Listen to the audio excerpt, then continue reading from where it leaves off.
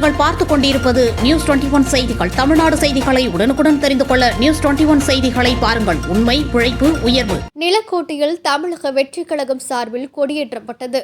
திண்டுக்கல் கிழக்கு மாவட்டம் நிலக்கோட்டை சட்டமன்ற தொகுதிக்கு உட்பட்ட ராமராஜபுரம் விளாம்பட்டியில் தமிழக வெற்றிக் கழகம் கிழக்கு மாவட்ட வர்த்தக அணி தலைவர் மகாராஜ் விக்கி கொடியேற்றி வைத்து இனிப்புகள் மற்றும் புத்தாண்டு காலண்டர் வழங்கினார்.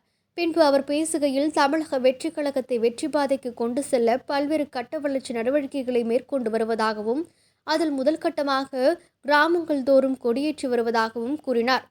ஒன்றிய பொறுப்பாளர் சிந்துஜா ஜெகதீசன் வரவேற்புரையாற்றினார்.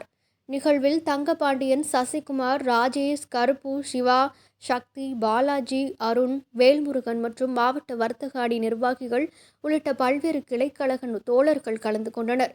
News21 செய்திகளுக்காக நிலக்கோட்டை செய்தியாளர் ரமேஷ்.